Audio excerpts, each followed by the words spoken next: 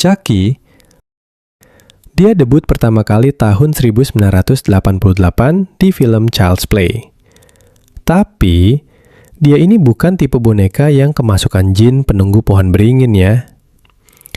Dia ini aslinya jiwa penjahat legendaris namanya Charles Lee Ray, yang sempat-sempatnya melakukan ritual voodoo pas dikepung polisi, lalu pindah ke boneka imut merek Good Guys.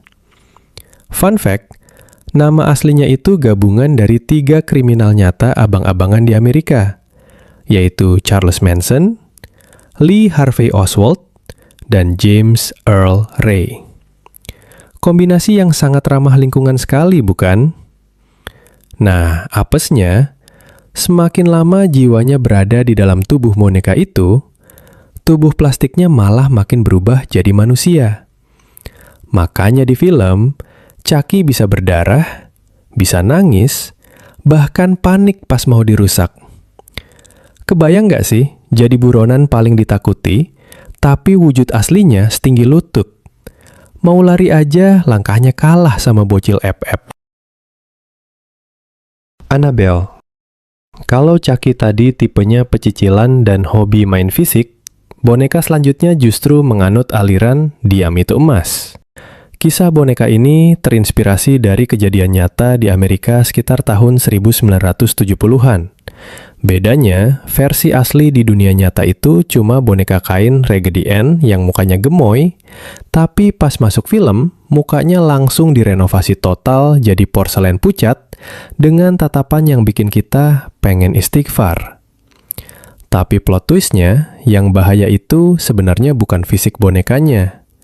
Annabelle cuma dijadiin kos-kosan, alias tempat singgah buat kekuatan ilmu hitam di dalamnya. Makanya teror dia nggak pernah jalan kaki sambil bawa barang tajam. Dia lebih milih mainin saklar lampu, banting pintu, atau bikin suara garukan di dinding. Billy pindah ke boneka yang nggak punya unsur mistis. Penampilannya sebenarnya rapi, pakai jas hitam necis, dasi kupu-kupu merah, dan wajah putih pucat dengan pipi digambar spiral merah. Ciri khasnya yang paling diingat, dia selalu muncul sambil mengendarai sepeda roda 3 mini dari balik kegelapan. Boneka dari film Saw ini nggak kemasukan setan sama sekali. Dia cuma boneka mekanik buatan bapak-bapak gabut bernama John Kramer, alias Jigsaw. Fungsinya cuma satu, sebagai kurir buat ngasih tahu aturan permainan ke korbannya. Jadi, bayangin, kamu bangun tidur di ruangan asing, leher dirantai, terus nih, boneka mendadak muncul pelan-pelan sambil bilang, "I want to play a game." Di momen itu mending kamu pasrah aja. Karena setelah kalimat itu diucapkan, artinya ujian hidup paling asik dan nggak masuk akal udah resmi dimulai. Young-hee. Boneka raksasa dari Korea Selatan ini mainnya di lapangan terbuka. Si mbak-mbak raksasa dari serial Squid Game. Desainnya sebenarnya kocak. Rambut dikuncir 2, pakai baju oranye sama kuning, persis kayak karakter Wati atau Budi di buku pelajaran kita dulu. Tapi, jangan pernah ketipu sama dandanannya yang ramah anak ini. Kerjaan dia di lapangan itu cuma 2, nyanyi lagu bocil sama melotot. Nah, masalahnya, matanya itu bukan mata biasa, melainkan sensor gerakan super sensitif. Jadi, ada ratusan orang dewasa yang hidupnya lagi pusing karena utang, mendadak harus main patung-patungan di lapang. Begitu dia beres, nyanyi terus balik badan, kamu goyang dikit aja karena kaki kesemutan. Detik itu juga kamu langsung pindah alam. Brahms. Kalau kamu tipe orang yang nggak suka keramaian, kenalan nih sama Brahms dari film The Boy. Dia tinggal di mansion tua di Inggris milik keluarga Hillshire. Anehnya, sepasang lansia di rumah itu memperlakukan boneka porselen ini kayak anak kandung sendiri. Sampai-sampai ada aturan tertulisnya. Harus dipasangi musik klasik, dibacakan cerita, dan nggak boleh ditinggal sendirian.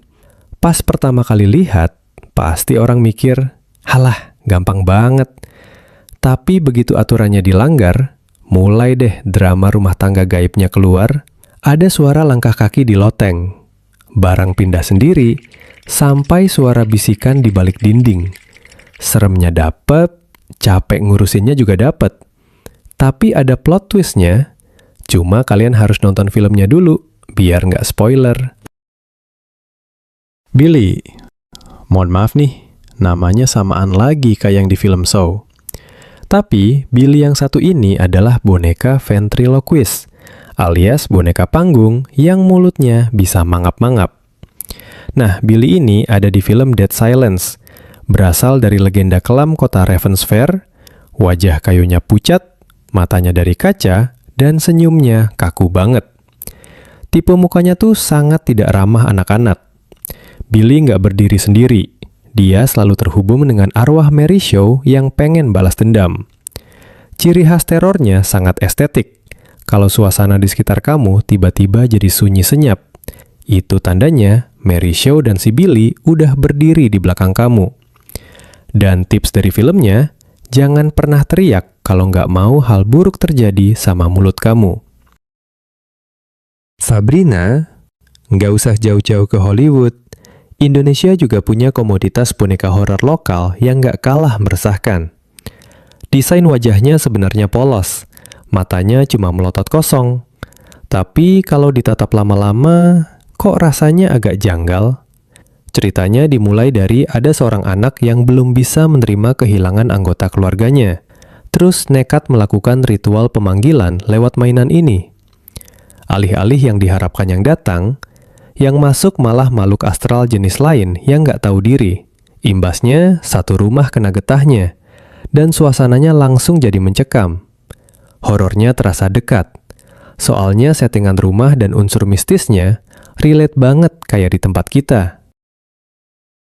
Daruma. Terakhir, kita terbang ke Jepang. Di sana ada boneka Daruma yang aslinya adalah simbol keberuntungan dan harapan.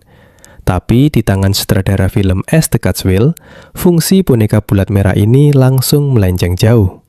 Dia tuh disimpan di atas meja guru dan memaksa murid-murid main permainan.